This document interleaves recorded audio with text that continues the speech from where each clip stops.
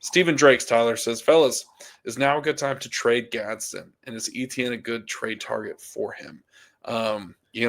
Gadsden it's really tough, man, because he is rising in rankings, Tyler. I know we've talked a little bit about him.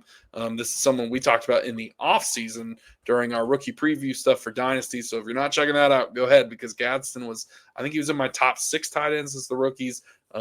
He's a fantastic player, really good at Syracuse.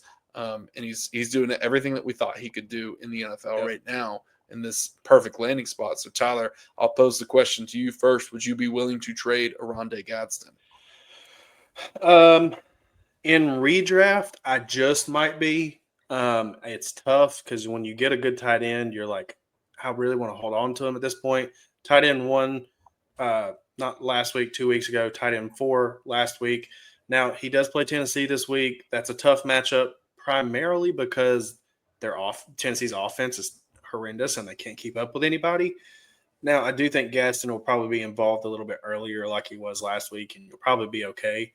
But if you go and you look, I wish I had the numbers actually pulled up as far as like strength of schedule for like tight ends.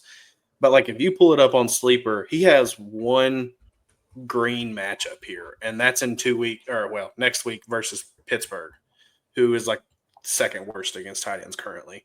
All the rest of them, I mean, he's got Jacksonville, that's middle of the pack.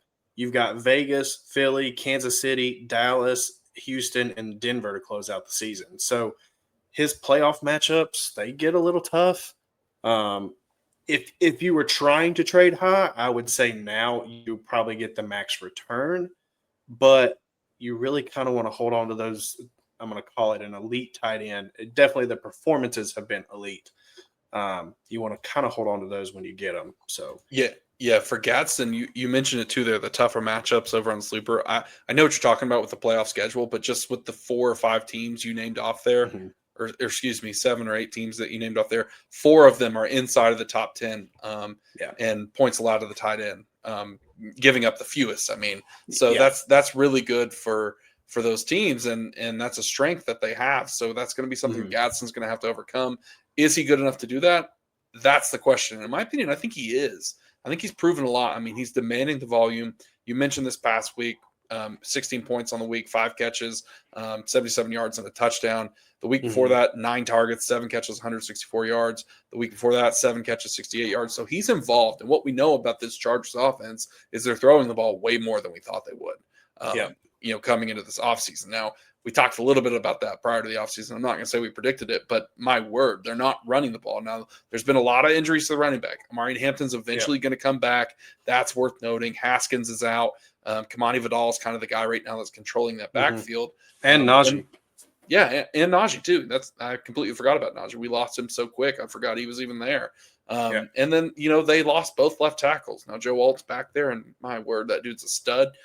So it's something that I'm going to trust the Chargers offense, and personally, I would hold Gadsden. Like, I think I would want to keep him. I mean, you mentioned having that position flexibility, and I would just love to have him just slot in there. I mean, he's got the week 12 bye, but then he comes off the playoffs. He's going to play he's going to play the Raiders. Then he plays Philly towards the start of playoffs, Kansas City, Dallas, Houston. Those are games where they probably are going to have to score some points. So I'm all for having opportunities to get Gadsden out there and make some fantasy plays for my team.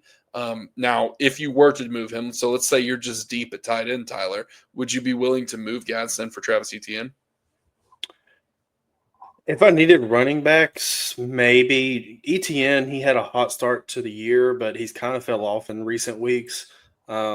He obviously had the bye last week, so we'll see what it looks like this coming week against Vegas.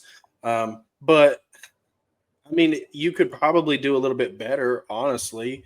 I'd probably aim a little higher if I'm trading Gadsden.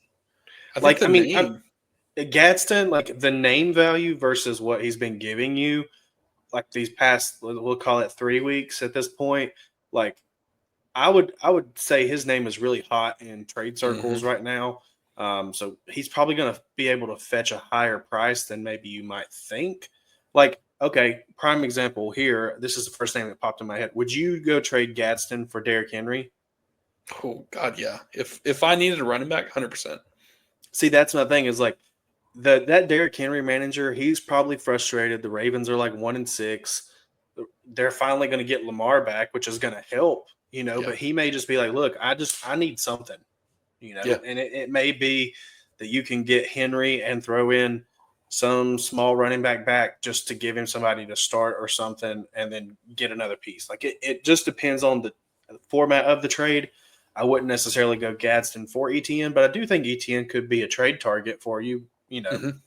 down Yeah, the stretch here. and it kind of goes all back to that team makeup. Like, what do you need? If you've got two tight Mhm. ends and you're dying for a running back right now, then absolutely. I mean, at this point, you're trying to buy wins, and you do what you have to do to make the playoffs and give yourself a chance. So I would be okay with that. Or like Tyler said, maybe shoot for another higher name at the running back position if that's where you're looking. But Mhm. Gadsden's value is insane right now. I think he's climbing well within the top 10 tight ends in Dynasty. Probably closer to the top 6 tight ends in Dynasty, to be honest. Like, if he continues to produce, he's going to be a big time target going forward. And this is a guy that you were getting off waivers or in the 4th round of Dynasty leagues, Mhm. waivers and redraft leagues. So big time ad, big time fantasy producer. But let's carry on.